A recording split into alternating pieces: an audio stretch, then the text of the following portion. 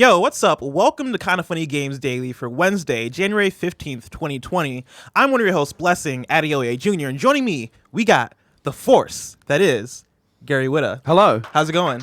I know you're. So are you like working on your own little unique intro to the show? See, that's my thing. I think that's the new thing I'm bringing to the show. You got to put your own stamp on it. Yeah, exactly. The thing about this show is, for me, it feels like I'm moving into somebody else's apartment. Right, okay. Because like this has been Greg Miller's show forever. Yeah, like I gotta establish my own thing. I gotta put some posters on the wall. I gotta put up like my Into the Spider-Verse poster on one wall. Yeah, you gotta have your own little shelf in the fridge. Yes, yeah, right? Exactly. I gotta mark my territory. Right. So that's what I'm doing. Right, the nicknames are part of that. Are you okay with that nickname? Yeah, it's fine. I mean, you don't want to just do what Greg does. Nobody, people don't want that even when Greg does it. Like, just do. You gotta put your own.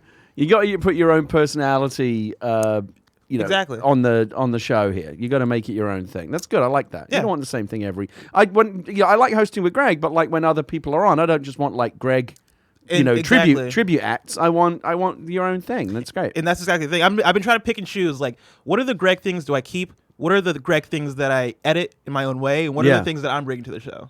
Make it your own. Yeah, that's what I'm making my own. I'm having my own nicknames. How are you settling in so far? Good. Pretty good. I'm enjoying it. I think the response has been pretty good. I think I've been learning to get more and more comfortable on this show. It's very nerve-wracking because trying to take Greg Miller's spot and become the king of Kinda Funny is very. The shoes aren't that big. I mean, they're not. The thing is, the shoes feel big, because I feel like people come to expect a certain thing and a certain energy. And I tried to do the angry Greg voice yesterday. I couldn't do it because I don't have. See, that's energy. why you're on a hiding to nothing if you're just trying to emulate what someone else is doing. You got to do, don't chase those trends. Create trends. Don't try to copy what someone else is doing. You want to be the person that other people are copying, and you're only going to do that if you do your own shit. Now, Gary Whitta. I've been watching the show forever, and I've always been a Gary Whitta fan. I've loved Whitta Wednesdays. I've always considered you a very cool person because you do very cool things. Thank you. Right before recording the show, Kevin was telling me about a cool thing about you that I hadn't heard about. What's that? Apparently, you're homies with Will Smith. Well, I mean, I made a movie with him. Yeah, but Kevin said you like hang out with him. Not anymore, but I did for about to his house. For about a year when I was working on the movie. I hung out with him, and I was like one of his guys. Would it surprise you that we were talking about After Earth? Well, I mean, I imagine that's why it came up. Yeah. Yeah, I brought up After Earth because I was saying that I love. Unrelated Will to Smith's you. Unrelated to Gary Whitta. He was just like, hey, it's a good movie? After Earth, kind of. I appreciate that. Thank you. Yeah, because that movie needs all the love it can get. I didn't say that. That was Blessing. Why would you put me on the spot like this? What do you mean? Because I've never watched it. Oh, you've never seen it? You've never watched it? It's on my list. I've got some spare Blu-rays at home. I'll bring one in for you if you want. All right, sure. That could be a thing. That could be a great screencast segment, and we have to have Gary Whitta on that episode. When are you going to do reviewing After Earth? When you do Gary Whitta in review, which feels inevitable at this point, and you go go through my entire vast filmography. You have 3 movies? More? I have 3. All good though. I mean, that's not for me to say. I haven't seen After Earth, so I can't speak. Dude, let's watch After Earth. I got a little bit of everything. I got one movie that almost everyone liked. I got one movie that almost everyone disliked, and I got one movie that people are very 50-50 on. Yeah. That's so I got a little mixed bag for you. I'm telling you, man. Watch After Earth. I'll watch it with you because I haven't seen it in a while. Down. I'll watch it with you. We do an episode of Screencast. We bring Gary Whitta on, and you have to talk about your feelings on After Earth in front of Gary Whitta. I'm fine. You could have some feelings. It's very emotional film in places. Now, I enjoyed Book of Eli, and I loved Rogue One. Rogue One's great. I'm well known for saying. Then why not complete the set? Yeah. I've just been waiting for the right thing, and this sounds like it, Gary. I'll bring a copy in for you. Let's do it. I don't know if it's streaming anywhere, so your only opportunity might be if I bring in a disc. I've got some spare ones at home. I'll bring in a copy. We'll figure it out. Yeah, we'll make it work. Today's stories include GameStop stocks plummeting, Super Nintendo World having interactive experiences, and more, because this is Kinda Funny Games Daily, each and every weekday at 10 a.m. live, right here on twitch.tv/kindafunnygames. If you're watching live, you can correct us when we get stuff wrong by going to kindafunny.com/you're wrong. If you don't want to watch live, you can watch later on youtube.com/kindafunnygames, or listen later on podcast services around the globe by searching for Kinda Funny Games Daily. See, I know, so that's a Greg thing. It is. Yeah, but here's the thing. I feel like people have been trained over time to expect certain cadences. And so that one I'm keeping because I feel like there's something, it's almost like ASMR where like you hear it so much that it becomes, there's a feeling attached to that pause. Yeah, and it's almost jarring if you don't do it. Yeah, exactly. It's sexual, right, guys? It's like part of the furniture of the show. Yeah, it's expected. Exactly. Let's see. Around the globe. Man, I'm totally lost in my... No, it's kind of... listen, okay, here we go. To be part of the show, head to patreon.com/kindoffunnygames, where bronze members or above get to write in, and silver members or above get the show ad-free. Now it's time for some housekeeping. Book of Eli's 10th anniversary is today. That's right. Congratulations. Yeah, it came out awesome. January 15th, 2010. Wow. Today's January 15th, 2020. I'm having lots of Are you warm celebrating? and fuzzy memories. I mean, I'm not like you're having a party or anything. Mm-hmm. Although, since Wednesday night is already my regular stream night on Twitch, I'm thinking I'm going to do like a Eli themed stream tonight. I'll tell, Nice. Tell some memories and some anecdotes about the making of the film, and maybe go back and look at some clips on YouTube or something. Twitch.tv/Gary Whitta, 7 p.m. tonight. Or I might just watch bad YouTube videos. That's usually what I do. I mean, we'll either see. way, either thing sounds like a blast. Either way. So go to, where can they go to see that? Twitch.tv/Gary Whitta.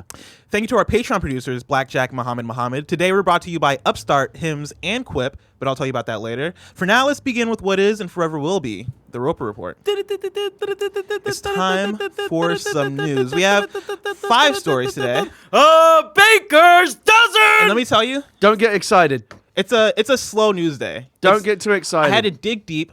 All the stories we have are very businessy stories. And I'll tell you, Gamesindustry.biz is holding it down. This is not going to be a episode. gangbusters. No. Although, when Jared and I used to host together and the news was not great, those ended up being the best shows because we couldn't rely on the news. Fair. We just kind of fucked around and ended up having a lot of fun. Fair. So who knows? Let's see what happens. Let's start off with, some very interesting news, very unexpected news. I'm being mean. I shouldn't be mean about this. GameStop, number one, GameStop stock plummets after a 27.5% decrease in holiday sales. This comes from Matt Perez of Forbes. The hits keep on coming for GameStop as the beleaguered retailer announced in a note to investors a 27.5% decrease in holiday sales to $1.8 billion, which sent its stock diving as much as 16%. The decrease seems to have caught GameStop by surprise, as the company is now lowering its fiscal 2019 guidance from a decline in the high teens to between 19% to 21%. GameStop's stock price is down from 24.5% from the start of the year and nearly 70% year over year. This past fall and holiday season for gaming lacked anything close to the success of 2018's Red Dead Redemption 2, which earned $725 million in 3 days of sales, and the period also saw a decrease in console sales given the impending release of the PlayStation 5 and Xbox Series X at the end of 2020. The company shared some optimism. Inventory should be down 26% year over year when it reports its annual earnings in March, with cash and liquidity around $900 million. Decreasing sales this past year has resulted in store closures and layoffs, including cutting 14% of its staff last Our local August. one closed. Really? Yeah, just the last year over here at Lakeshore. Oh, that's a Lakeshore bummer. Mall. There was one there and now it's Right gone. next to the Onos. Yeah, that's right. I love that Ono. Me too. Yeah. In December, the retailer reported third quarter revenues of $1.4 billion, a 25.7% decrease from the previous year, as well as $83.4 million income loss. GameStop CEO George Sherman says, quote, "We expected a challenging sales environment for the holiday season as our customers continue to delay purchases ahead of anticipated console launches in late 2020. However, the accelerated decline in new hardware and software sales coming out of Black Friday and throughout the month of December was well below our expectations, reflective of overall industry trends. On a positive note, we continue to see growth in the Nintendo Switch platform, which supports our view that our sales will strengthen as new consoles and innovative technologies are introduced," end quote. Back in December, the company said it was still on track to achieve its goal of reaching $200 million in operating profit by 2021. Part of that plan is converting some of its shops into quote, social hubs. Gary Whitta, how do you feel about the continued fall of GameStop? I mean, it's a lot of numbers, it's a lot of detail, It but is. what it all distills down to, the bottom line is GameStop is a moribund entity. It's not long for this world, surely. Moribund entity. Do you know what moribund means? No, clearly not. I'm confused. I mean, I got it out of context clues, but you're so fancy. I love it. Moribund means dying or about to die. Yeah. And Similar to the word dying, huh? What's that? Nothing. Okay. Kevin's being Kevin. For the Kevins out there, GameStop is going to die. It's a question of when, not if. Yeah. Would you agree? Yeah, and I mean, do you think GameSpot's going to be around 5 years from now? GameStop, sorry. See, and 5 years. That's where things start to get tricky, because I think in the immediate future, the PS5 and Xbox Series X launches are going to carry GameStop for a little bit. Right. 5 years seems like a while, and maybe 5 or 6 years is probably actually what I would give them, for a living, because I think Right. those console launches are going to carry them. Possible PSVR 2 or other sorts of hardware launches, maybe a Switch Pro, those types of things. That's going to carry them. Early game releases in the console generations, that's going to carry them.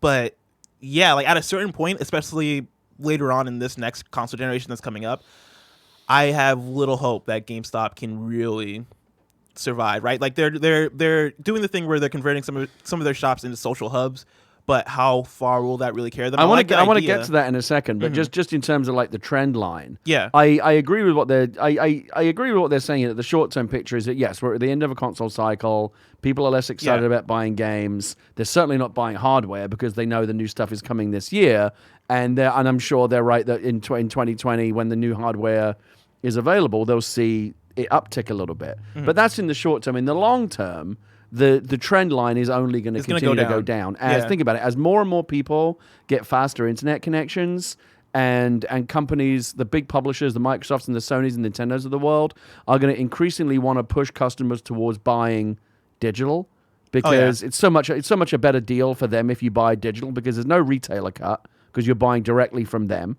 right? There's no middleman, and also they save a ton of money on manufacturing cases and distribution, all that kind of stuff. It's so much cheaper for them to just sell you a digital copy, and they make so much more money per copy. They're going to continue to want to do that, and more people are going to get fast internet connections. They're going to get more and more comfortable. There will always be people that want physical games, but more and more people will get comfortable with the idea of having a digital games collection. Stadia, xCloud, all that stuff's going to continue to make inroads.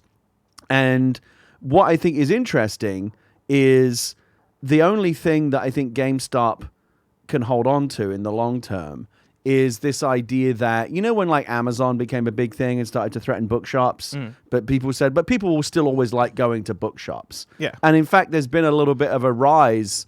Independent bookshops are actually doing really well right now because people like going to bookshops and browsing and having that experience. I wonder I don't know what these social hubs are, but like I think there are people that still like going to a GameStop. I don't. Do you like going? Do you like the act of going to GameStop? I can't remember and being the last in the store. time. I mean, I remember being in high school and being in college and loving going to GameStop there just to browse. But that was before, digital gaming really became the thing to do. And so when's the last time you were in a GameStop? Oh, that's an interesting question.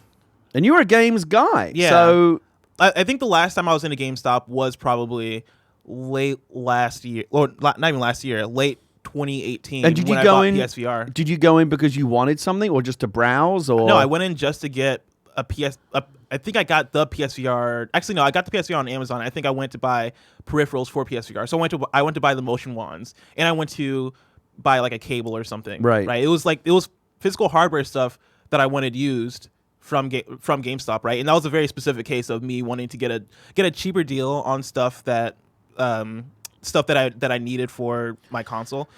I'm interested to. So what makes me interested about this is I don't know what these social hubs are going to look like, but I mean that could potentially be a terrible idea, but it could also be. I mean, I feel like the only thing that GameStop or a physical store in general can offer over the online experience is it's actually the idea that it's actually nice to go to the store and hang out and see people and feel like you're part of something. So if these social hubs can end up being a place where gamers actually like to enjoy going and congregating and hanging out with other gamers, if they can find a way to kind of facilitate that and make that work, maybe that could be cool. But that's really all they've got left. They can't compete on price or convenience or any of that stuff anymore. And my thing is, I like the idea of a social hub. Like, I would go to a GameStop if it was more of a, hey, let's hang out and chill kind of experience. My thing is, I don't know if that's what's going to save them, right? Like, how profitable and how good are these social hubs going to be for business? Right? How many ideas are there left? Like, if you're GameStop CEO and they say, okay, you've got 12 months to turn this company around, like, what are your big ideas? What can you do? And I think that's the thing. I don't think there's anything really that they could do, aside from, I think the one idea I could see them going with is, selling GameStop to a Walmart or a Target and then putting GameStops in those stores and having those having to be like a GameStop branded section of the store. Yeah, like instead of having like the game sections at the back of Walmart, replace that with a GameStop, and that becomes like the GameStops are then in every Walmart or in an amount of Walmarts. Right. But I think they tried doing that. Like I think they tried selling themselves about a year or so ago, and nobody came to buy GameStop. I think it'll be again, these things happen. Tower Records went away. Blockbuster went away. This is going to be the next. This will be the next one. We're just waiting for the other shoe to drop. And for a while, it's sad. You think, there used to be a big Tower Records here in San Francisco, and every time we drive by where it used to be, I think it's like a CVS now. I kind of go, it's kind of sad. Like record shops basically died, and there's only like the little indie amoeba type things left. But like the idea of like going to the record store and kind of browsing, or going through the video store and browsing, that's all dead. And it's inevitable. It is inevitable that GameStop will follow in those footsteps. It's just a matter of time at this point. Mitchell George writes in and says, "Good day, Blessing and Mr. Whitta.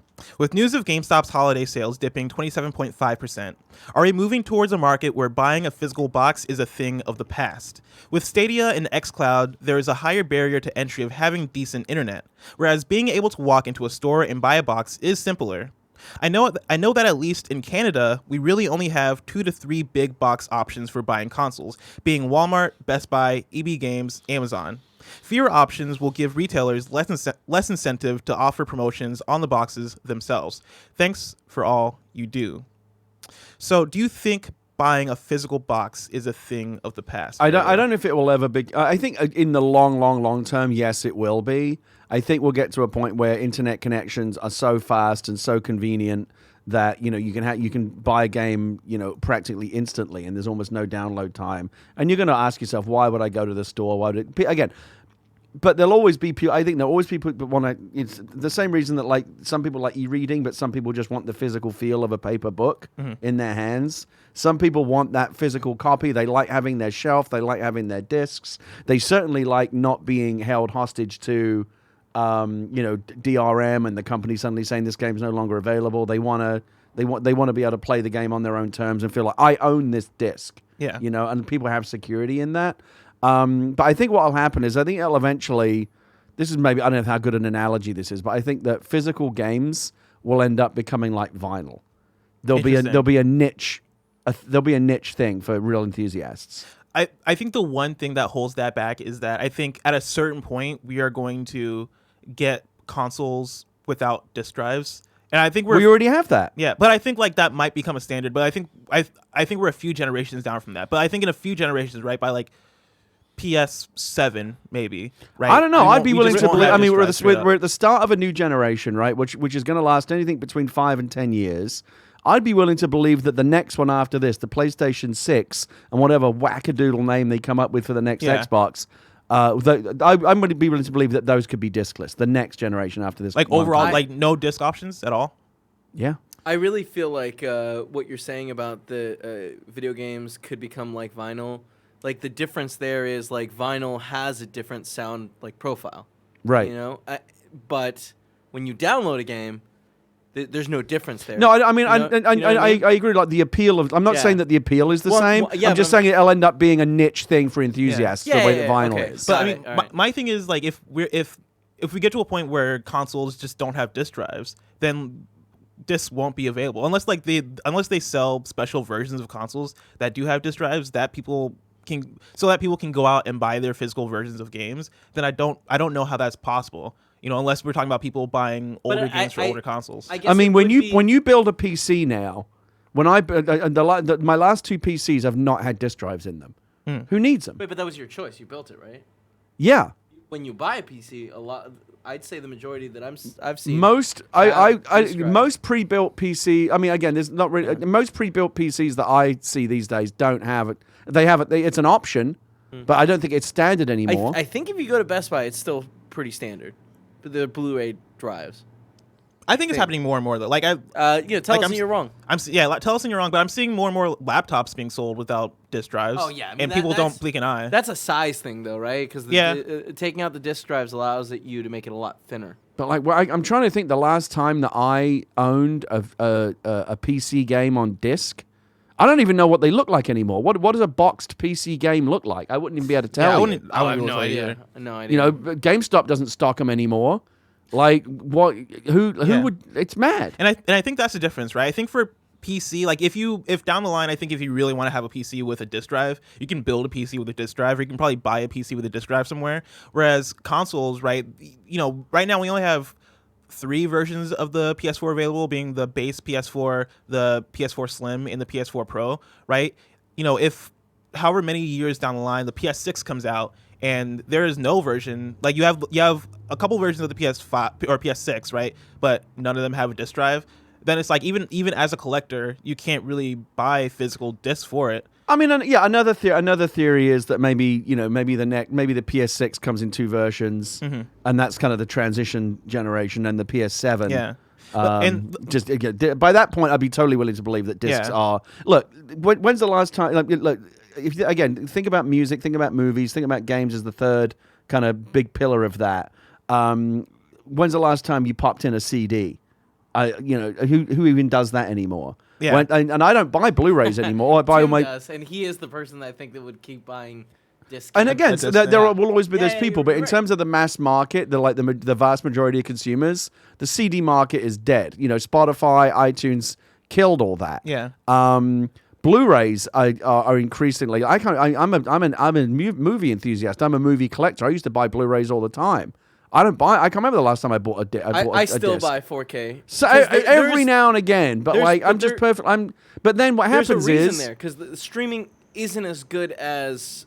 If I want the absolute best experience, I'll pop in the disc because I know there's not going to be any issues. But even when I buy a 4K disc these days, the first thing I do is type in the digital code and put the disc away for backup, and then I just stream it. Because on top of everything else, Kevin, don't forget the streaming experience. When you put in a Blu-ray, you've got to sit through 2 minutes of bullshit before you even get to a menu.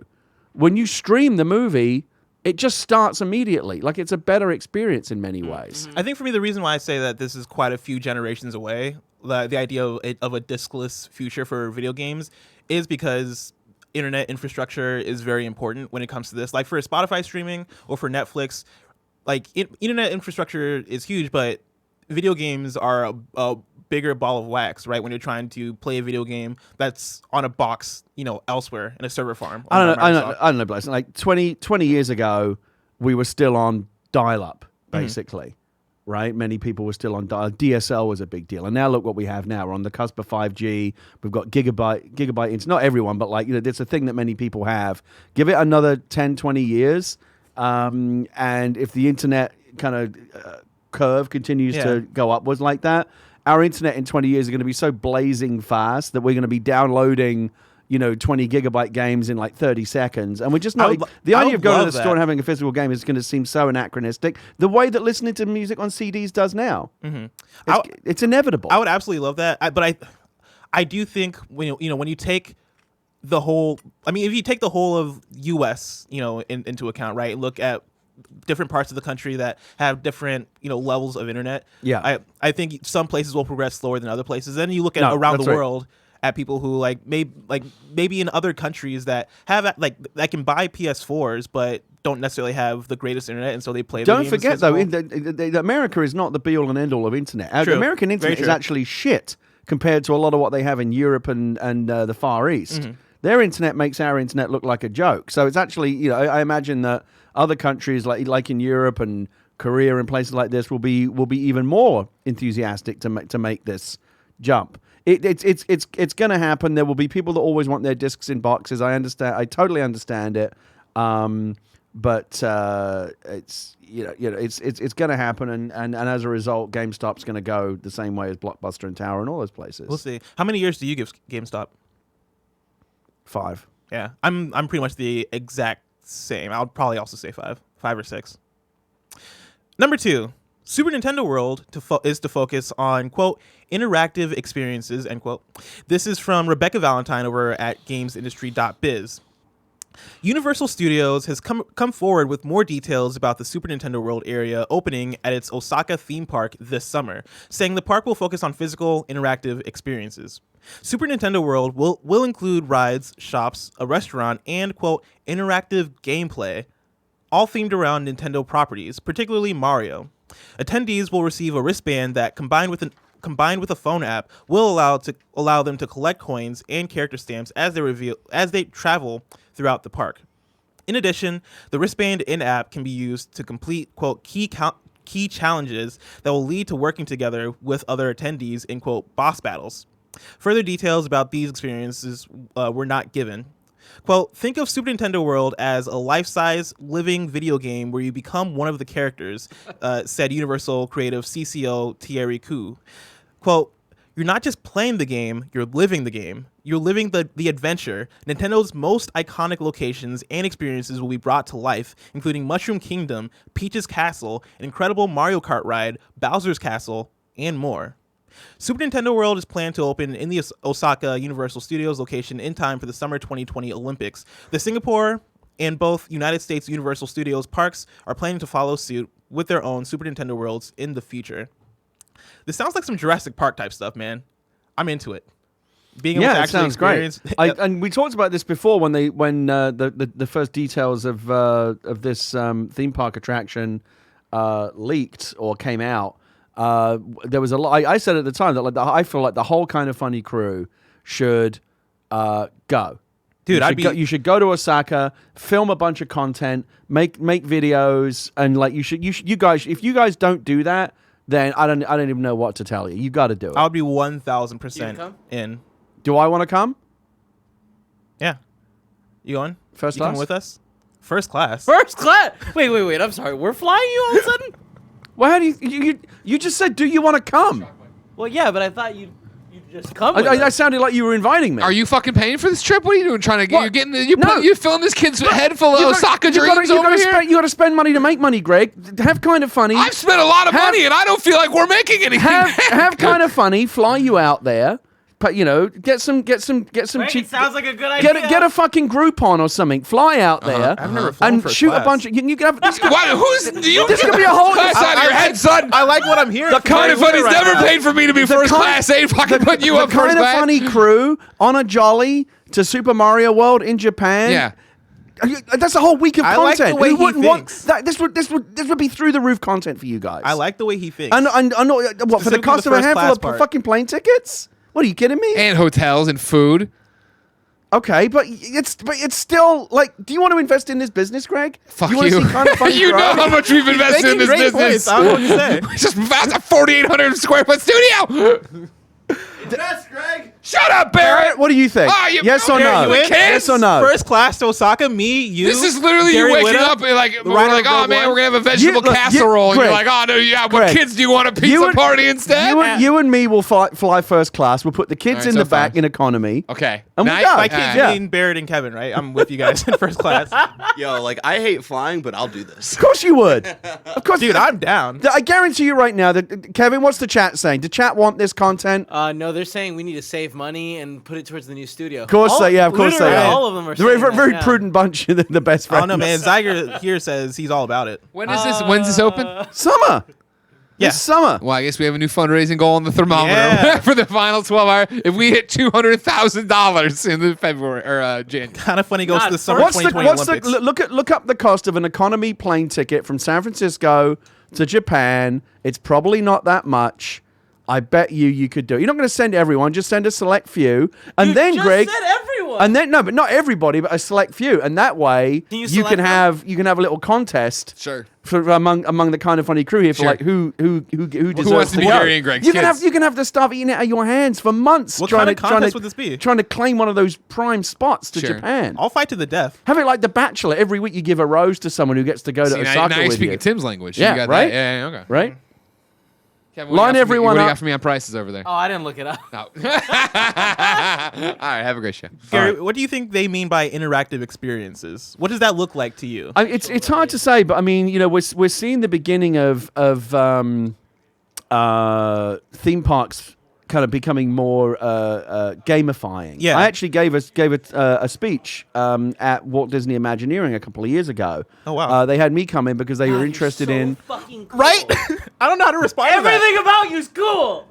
They're interested in incorporating interactive gaming and storytelling elements into the theme park experience. And you're seeing some of that now at Galaxy's Edge when they open up the Star Wars hotel. The whole idea is you become a character and you take part in a story, and it's all very Westworld and like you immerse everyone. No one breaks character, and you're in that world. I think how that's going to continue to evolve. That's a whole other new kind of science, a storytelling science of immersion and how you make theme park guests feel like they've actually entered another reality, and how do you make things feel truly interactive, and wristbands and phone apps. And they're experimenting with all this stuff right now. But I imagine if anyone has a great handle on this, it would be Nintendo. So I'm excited to see what they come up with.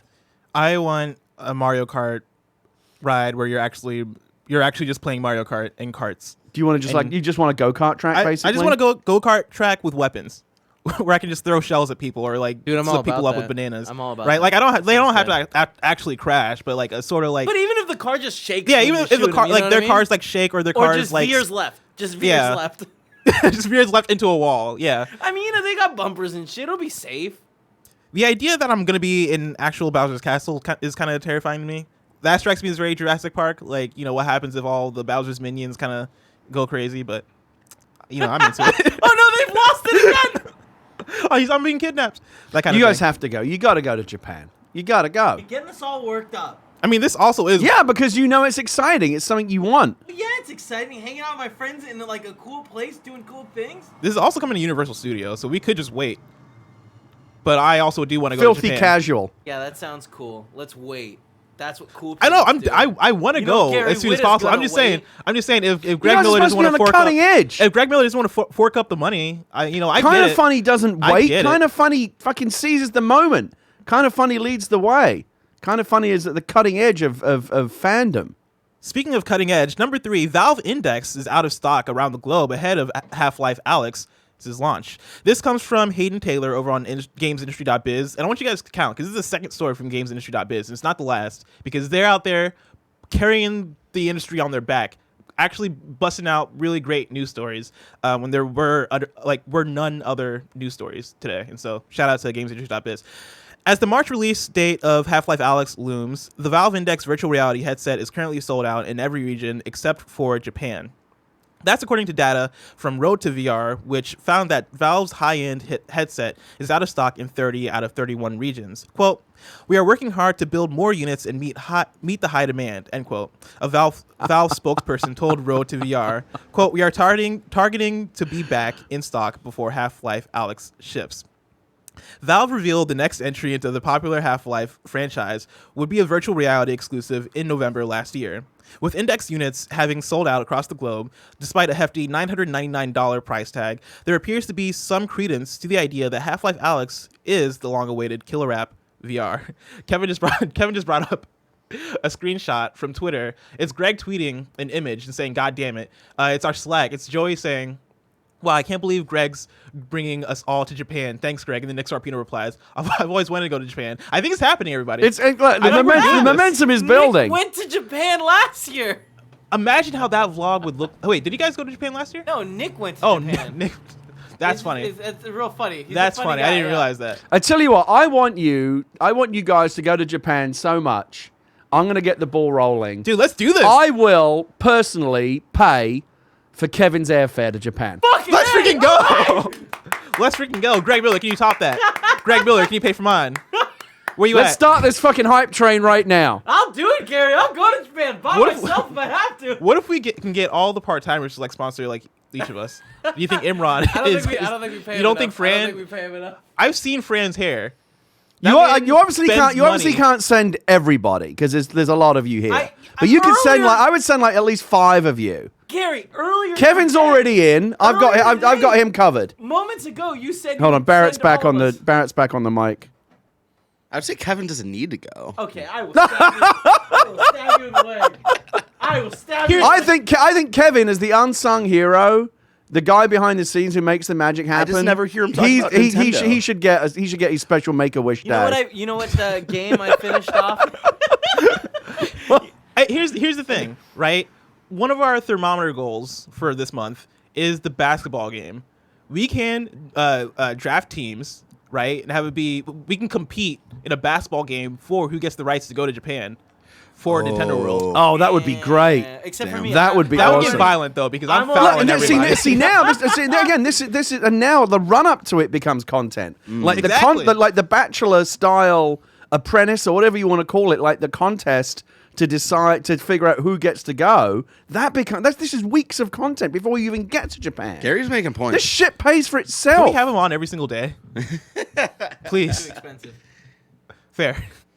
Barrett, come on, you're on my side. Yeah, I'm on your side, Gary. Yeah. I'm in. Gary, are you looking forward to Half-Life Alyx? Yes. Are you going to play it? Oh yeah. Well, I don't know if I'll get to play it on the index, but yeah. This is interesting. I assumed there was hype for Half-Life Alyx, but there being so much hype that Valve indexes are just selling out all over the place. I don't know how much inventory they had, but like if it's moving $1,000 pieces of hardware, if it's that's emptying pretty them impressive. out, that's really That's impressive. the power of Half-Life. And it looks like it's doing what they want it to. I am going to have so. to try to get an index because it feels like that's going to be like the way to play it. Are you Like, a big Half-Life person? Oh yeah, one of my all-time favorite games. I love it. Nice. Somebody asked me the other day, what do you think was the best game that that came out during my tenure at PC Gamer? And I said, which was from 93 to 2000. I said Half-Life. Nice. That makes sense. I'm down for this. I don't have any sort of VR to play this yet, but I really want to play it, and so I'm hoping that I don't know if we have any VR units. You guys are in the studio. surely the power of We have a lot. surely We through have the so power many. of Kind of Funny, you guys can Yeah, I might just play it at the studio then if we have. We have the PSVR. Well, it's not gonna be on No, PSVR. I know. I'm just telling you what we have. We've got the the Oculus Go. Oculus Go. Yeah. We've got what's the other one called? Do you have a Quest? Vive. Vive. Okay, I think it's The it's Vive, coming on the Vive, will Quest? the Vive is probably the closest you're going to get We have to a the Vive index. Pro too. Yeah, that's good. Yeah. That's good, so just use Wireless that. one too. Just use that. The wireless attachment. I love me some VR, and so I'm super hyped for this game. As do I. Number 4, layoffs reported at Perfect World Europe. This is by Haydn Taylor of Gamesindustry.biz. So that's 2 points for Haydn so far. The European arm of Chinese publisher Perfect World Entertainment has reportedly laid off a number of staff this week. According to Dutch publication Control, only finance, customer support, and localization teams have been spared. In a statement to Control, a spokesperson from Perfect World said the layoffs resulted from, quote, organizational changes, end quote, which have affected a small number of employees at the Amsterdam office. Quote, although this was not an easy decision, this change will make our business more efficient and flexible in an ever-changing competitive market, the statement continues. Quote, we are grateful for all contributions from the employees involved and wish them all the best in their future challenges. Perfect World Entertainment remains committed to providing players with the best live service experience, and our final business decision will enable us to maintain our momentum and deliver on our promises to gamers, end quote. Founded in 2004, the Chinese firm primarily publishes free-to-play MMOs such as Neverwinter and Star Trek Online. It opened Perfect World Europe in 2010. Gamestop.biz has approached Perfect World for comment, but did not receive a response in time for publication. I also want to point out, I think Perfect World also developed Remnant from the Ashes. Kindoffunny.com/you're wrong if I'm wrong about that. And so, our heart and support goes out to people affected. That always sucks to see layoffs happen. Yeah, it's a bummer. It's a bummer. Number 5, mobile gaming projected to surpass $100 billion in spend in 2020. This is by Rebekah Valentine of Gamestop.biz, and that's 2 points to Rebekah. Gamesindustry.biz is basically propping up this entire show today. Pretty much. Like, I looked all over the place, and I was like, there is no news except from Gamesindustry.biz, who's doing excellent work. Shout out to both Rebekah and Haydn Taylor. They do great work. Yeah. I almost called him Hayden Christensen, who I think is the Star Wars actor, right? Yeah, he's been in other stuff too, but yeah. But like that's who he is. He's That's Darth Vader. that's how I know him. He's Anakin Skywalker. You know what I mean?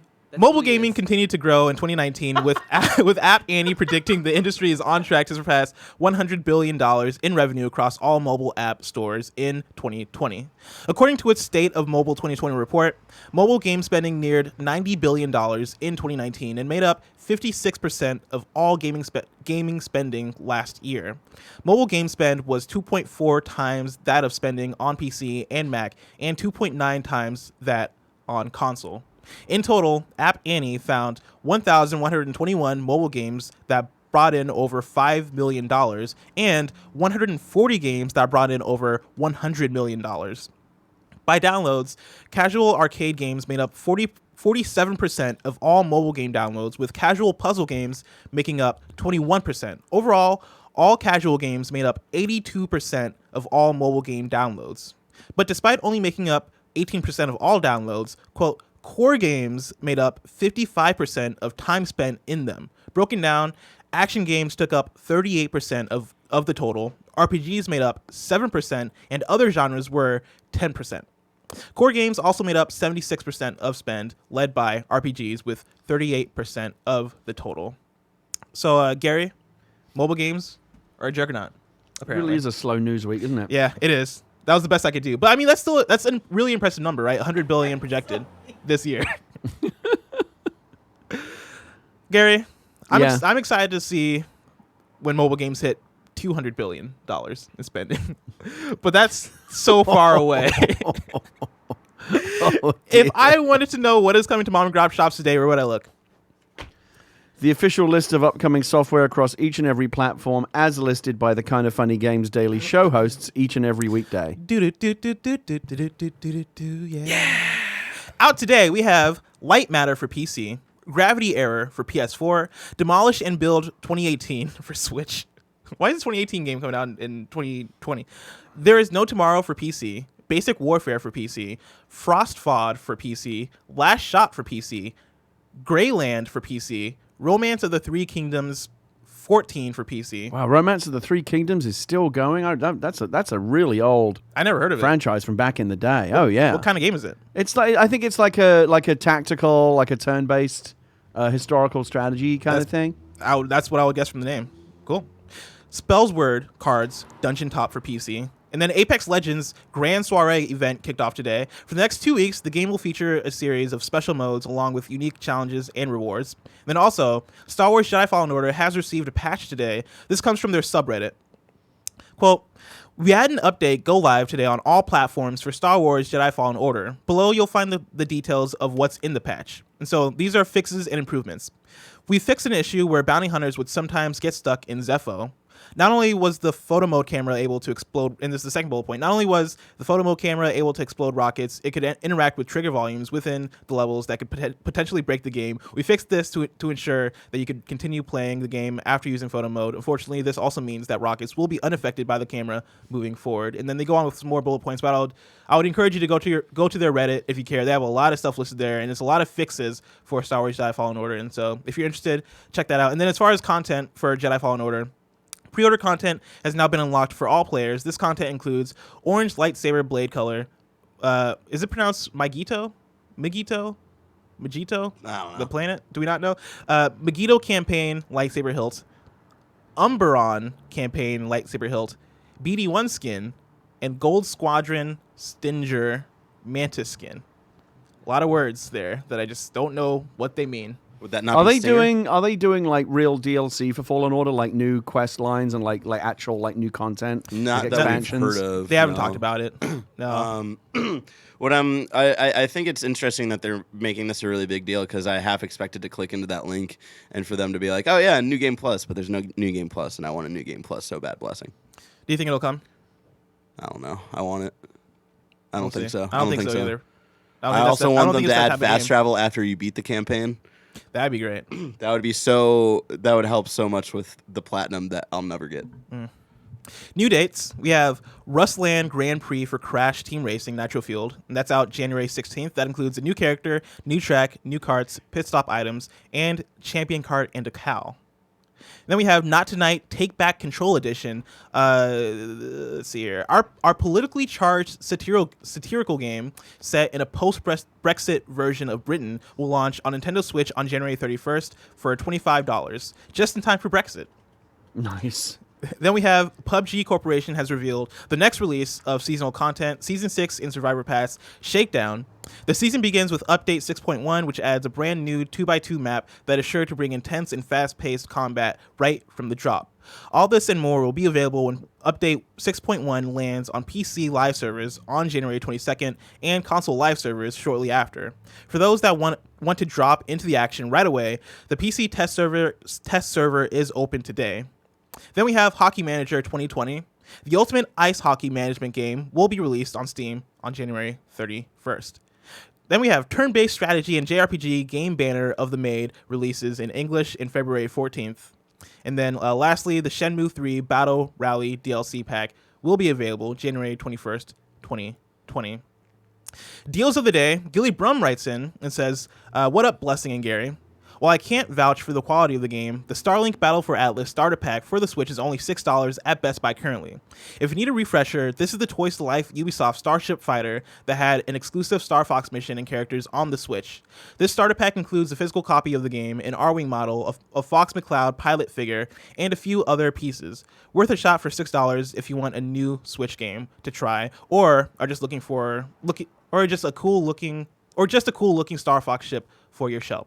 It's a good bargain for Star Fox fans. Yeah, for sure. Have you played Starlink Battle for Atlas? No. It seems like it would be like good for like a family game. That whole like toys come to life thing, it feels like that's over, don't you think? Like the amiibos continue to be a thing. Yeah, I think amiibos are like the last. But like Disney Infinity and Skylanders, that's it's all over. Right? It's definitely all over. And I think Starlink kind of, I don't know if it bombed, but I don't think it performed as well as they wanted it to because Toys to Life is pretty much over with the exception of Amiibo, and Amiibo has that and power Amiibos of, now it's a collectible. It's more of a collectible thing that has some game functionality. They're not building games around it anymore. Yeah, exactly. Now it is time for reader mail. You can write into patreon.com/kindoffunnygames where you can get the show ad free. And speaking of ads, this episode of Kind of Funny Games Daily is brought to you by Upstart.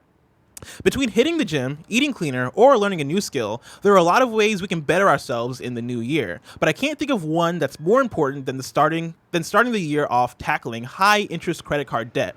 My friends at Upstart.com are here to help. Upstart is the revolutionary lending platform that offers smarter rates to help you pay off high-interest credit card debt. Upstart goes beyond the traditional credit score when assessing your credit worthiness. They actually reward you based on your education and job history in the form of a smarter rate. Upstart believes you're more than just your credit score. They believe in you. They make it fast, simple, and easy to check your rate. Since it's just a soft pull, it won't affect your credit scores. The hard pull happens after you accept your rate.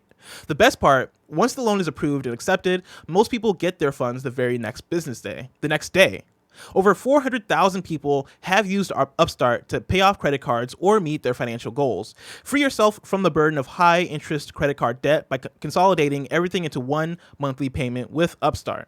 See why Upstart is ranked number 1 in their category with over 300 businesses on Trustpilot, and hurry up to upstart.com/kfgames to find out how low your Upstart rate is. Checking your rate only takes a few minutes. That's upstart.com/kfgames. Hurry up to upstart.com/kfgames to find out how low your Upstart rate is.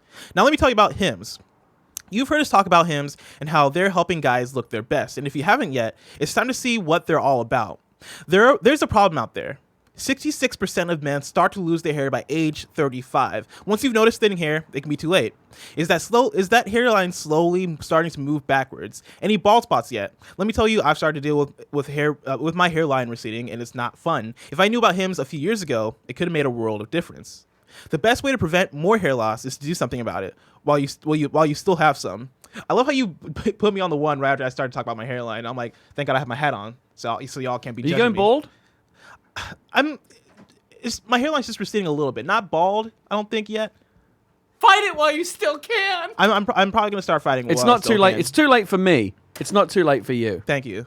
I'm gonna start. You can be better than Gary. I'm gonna try. hair-wise. I'm gonna try. They Thanks- didn't have this technology when I was 35.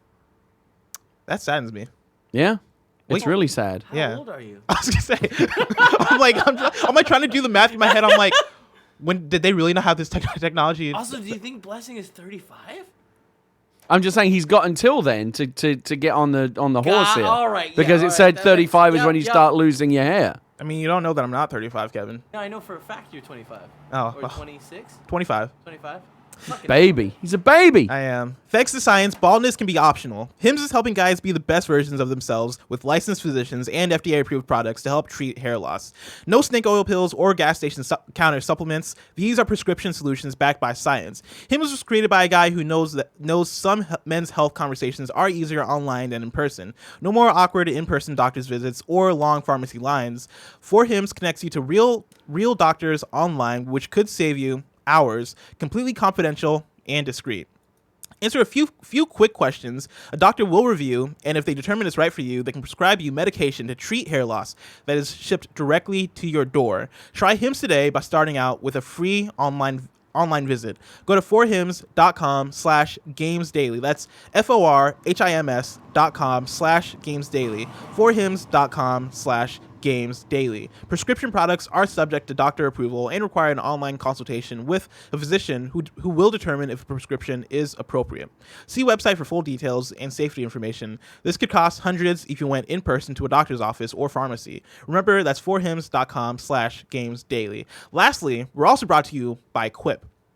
QUIP, makers of the QUIP electric toothbrush, wants you to know the one single discovery that matters most for your dental care. It is simply this, that if you have good habits, you're good.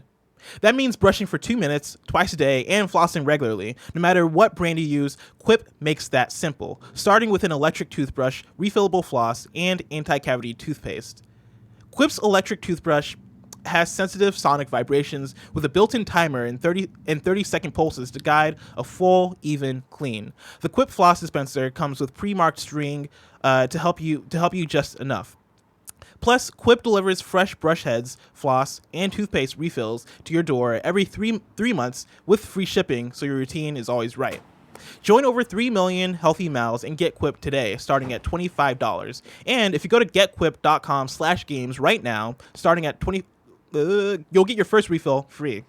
So that's your first refill free at getquip.com/games. That's spelled GETQUIP.com/games. QUIP, the good habits company. Frank Furtter writes in and says, "Good morning, Blessing and Gary. Yesterday, Bungie unleashed a puzzle game that seems to have stumped the Destiny 2 community, our own kind of funny PC clan, and Fran Mirabella. It's events and obstacles like this that makes me love games as a service and keep me sucked in. With it taking people about a week to figure out the code to finishing PT, which I'm guessing is the name of the puzzle. No, he's talking about the Kojima game. Yeah. I only wonder how long before someone cracks the code on this one." That's talking about the Destiny puzzle. "With time being limited for people, what characteristics do you look for when wanting to play a game that is a games as a service? Thanks for all you do, Frank." That sounds like Furter. he suddenly just asked a totally different question at the end there.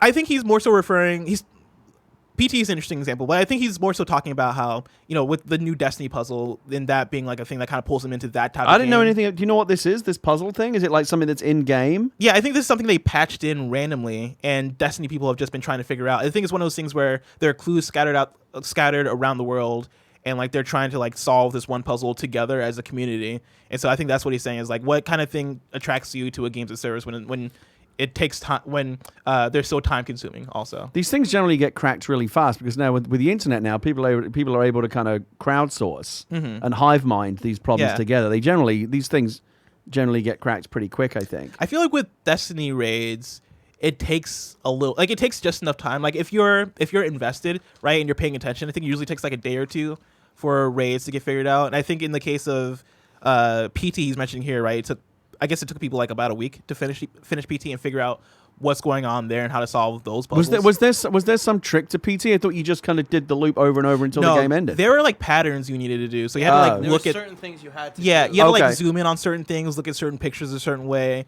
and so that was like an experience of everybody kind of figuring it out together. And then we get to the Oh, end I and didn't realize know like, that. oh, this is a Kojima game, or this is a preview for a Kojima game. Right. So for you, do you play any games as a service really? I played Destiny a bit when it first came out. I should say Destiny 2. And I got leveled up a fair bit. The Division and the Division 2 are probably the ones that I like the most. I played a ton of both of those. And I like the idea in principle. It's just, it's a difficult one to crack. Yeah. It's getting out of that. They're all built around this same gameplay loop. Grind for better gear. Go back to the hub, trade in your shit, level up, get some more goodies, go back out, do it all again. Like after a while, there's a reason why I play them for a while, and then eventually I just get tired of the loop and stop. Mm-hmm. Yeah. I think You're doing the same shit at level 70 that you did at level like level 1, 5, but the numbers are different. That's the only thing. And I think that's the thing for me that turns me off to quite a few games as a service games when it feels like it's just numbers going up at a certain point, and it feels like it's just a grind and nothing interesting is happening. That is why I did enjoy Destiny 2 when that game originally came out, is because I didn't really play much of Destiny 1, and when Destiny 2 came out, quite a few of my friends were really into Destiny, and so I decided to play it with them. And by the time I got to the Callus dungeon, which was the first raid of the game, I was enthralled with what was going on, because I had never really played a raid at that level where it is like you guys are solving puzzles together, you guys have to time things out together and like count down 3, 2, 1, okay, let's all shoot this thing at the same time. Right. Like those types of things I thought were really cool and really different for the not really being into that kind of game. And also GTA Online was a big one for me, where I really love playing GTA Online, because it feels like in that type of game, no matter what sort of co-op mission you're doing or what sort of like heist you're doing, it feels like there's a level of communication that you can have, or a level of problem solving that you can do, that makes that game feel very dynamic, because it's an open world, right? And so I can if I get into shootouts, I can like go steal a car and then drive a car over here, then use it as cover. Every time they drop a new piece of content for GTA Online, like fucking casino heist or whatever, and they show the trailer, I'm like, shit, why aren't I playing this? It looks like it'd be really fun, dude. And GTA Online is so good, but at this point it becomes so hard to kind of get into, because even me, for somebody who played a lot of GTA Online within the first 4 years of that game, I've tried going back to it repeatedly after they launch new heists, and I'm like, I don't know what half the stuff here is, because it's like, okay, yeah, you can start I forget what it's called, but it's like an organization essentially, and you can become the CEO of an organization and recruit people to your organization. I'm like, I don't know what that means, right? And then you can also do these you can do bunker missions, and I tried to figure out what those were, and I couldn't, at the end of the day, I couldn't figure out exactly like what the grind and loop here was, let alone like the load times in GTA Online after a while became grating. Like it's stuff where in 2013 and 2014 those things were way more forgivable, because you're just excited to be playing a Grand Theft Auto game of online of this magnitude, because we hadn't really gotten that before. Like we got online with GTA 4, but that was mainly like, do you want to do deathmatch? Maybe I'll try to get in on the ground floor of the online stuff when 6 comes out. Yeah, and that's the thing. Like when GTA 6 comes out, I'm going to be all in on online. I would be all in on online for Red Dead, but I wasn't really feeling Red Dead. No, I didn't feel Red Dead at all. Yeah. But I shouldn't even be considering this given my backlog, which is shameful. But GTA 5 just dropped on Game Pass. I downloaded it. I kind of feel like just playing it all over again. Dude, just the campaign. I really like the campaign of It's GTA great. 5. I think it's awesome. Yeah.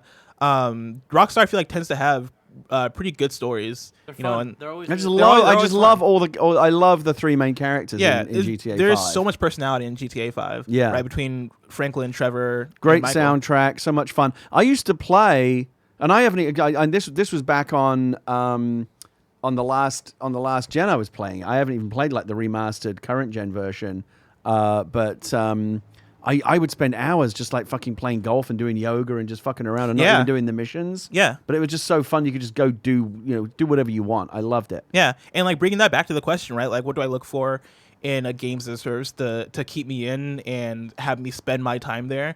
It is like variants of things to do, but also like making it fun to goof around with friends. Yeah. You know, and break the loop. Like allow me to spend. I understand that the loop is the loop, and that's always going to be fundamental to these games. But like, allow me to do. Allow me to get off the loop for a while and do other things, and I'll come back to the loop, and I'll level up and I'll grind and I'll do the same shit. I'll go hit 10 fucking womp rats, you know, for a better shirt or whatever. I'll do all that shit. But like, let me do other stuff as well to kind of break the monotony of the loop, because that's what gets me down after a while. And that's definitely the thing for me, where in GTA Online, I didn't really care that much about leveling up. Like, I wanted to get money so I could buy cool things, but overall, like, leveling up wasn't the goal. The goal for me was just like have fun. Just have fun. Have fun with the homies. It's a fun world to spend time. Same with in. Apex Legends. Like, that's just a fun game to play, whether or not I'm leveling all the way up. Right. Let's get into Squad Up. Josh writes in and says, "Hey KFBFs, I started pecking away at the Platinum Trophy for Star Wars Battlefront 2, and I would love some KFBFs to chat and play with to pass the time. I'll be playing Wednesday evening and nights U.S. Central Time and taking advantage of the double XP. Josh's PSN name is TheFarmerJosh. And now it's time for one of them rotating segments. This is the first time in a while I feel like we're bringing one of these back.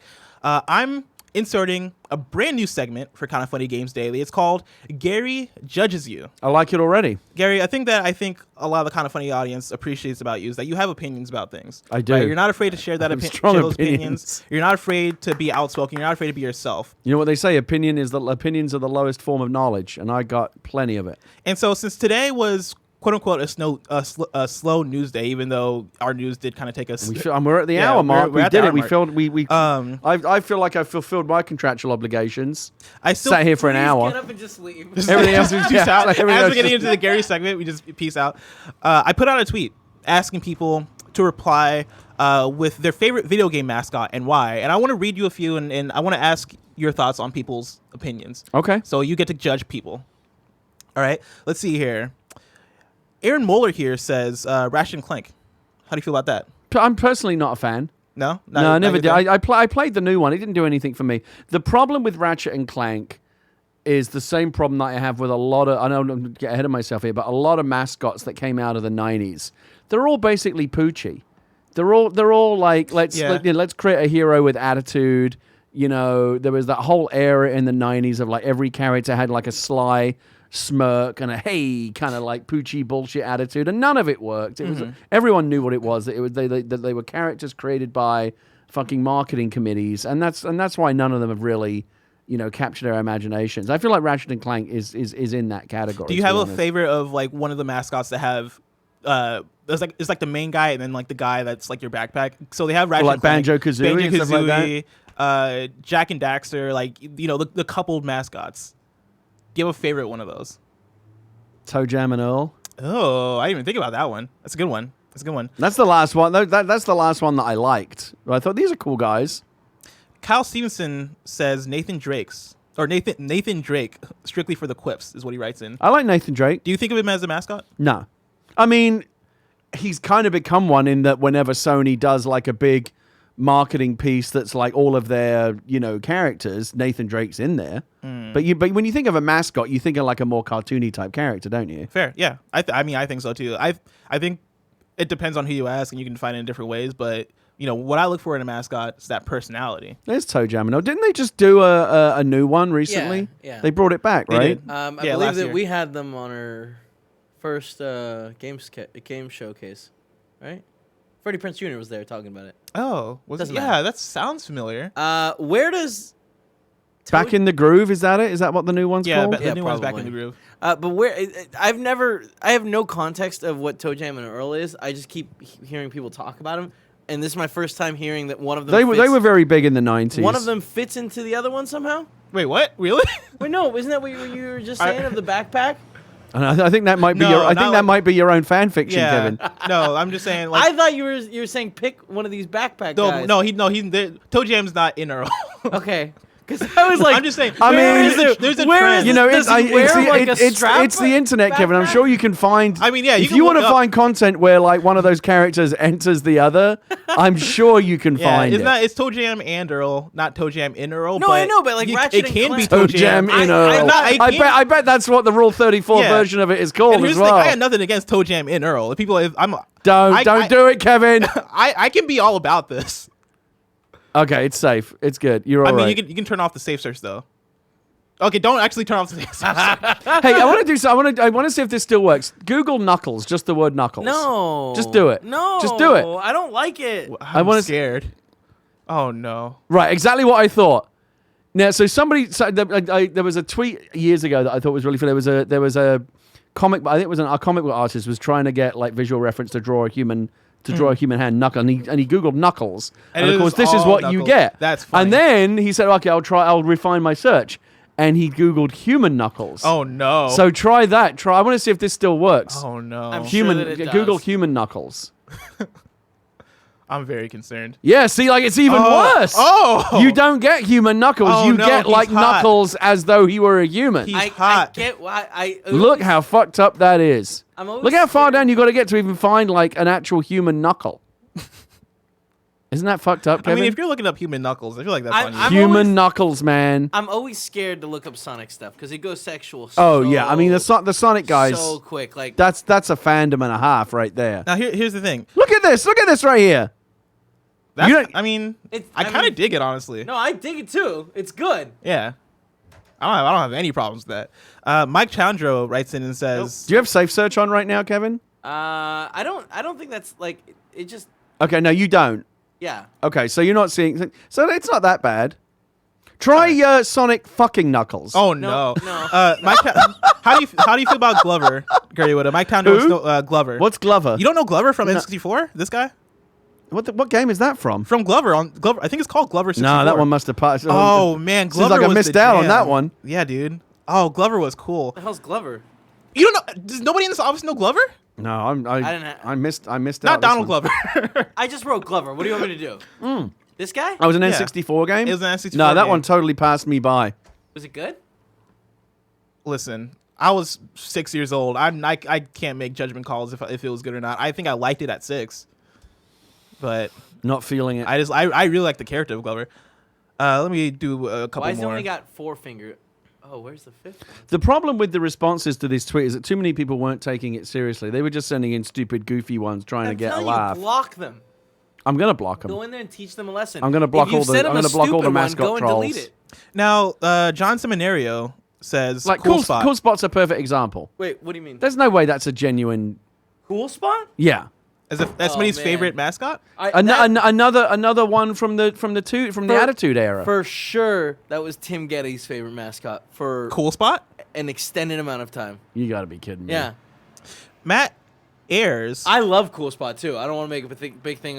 When they brought back the commercials where they showed him as like a homeless person with his beard all grown out, it's Wait, really what? sad. Have you not seen these? No, I I've don't not seen remember that. That's funny. Matt Ayers says Spyro the Dragon. How do you feel about Spyro the Dragon? I've never played them. If people enjoy them, that's fine. I don't have strong opinions. Mitchell George says Knack. No. No, on. no Knack for you. Knack did not stick to the wall. They tried with Knack, but Knack's never going to work. I also told people to send me in their favorite mascot and why. Nobody's putting in why, except for Nathan Martin here, who says mine has to be Sonic. I got a Genesis for getting good grades on 2 tests when I was younger, and I just loved ripping through the levels and saving all the animals. Just a blast to run fast. Fair enough. There's a lot of Sonic fans out there. Do you like Sonic? No. This is very disappointing. I would very say upsetting. hate's a strong word, but like Sonic does nothing for me. I've never played a Sonic game that I enjoyed ever. You're excited about the movie, right? Yeah, I'll go see the movie. You and I are going. Yeah. We're going on Valentine's Day. Well, I mean, if we get early access to it, we'll probably go early. Oh, okay. Alex Shea says Pepsi Man. That'll be the last one you do. Pepsi Man. How do you feel about Pepsi Man? What's Pepsi Man was in a video game, right? At one point. Yeah. Yeah. Wait, but Cool Spot was in a video game? Yes. Yeah.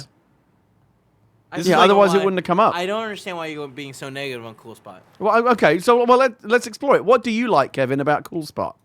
Cool. He's got cool glasses and attitude, you know what I mean? What's his attitude, though? Badass. He does what he wants. He jumps on things.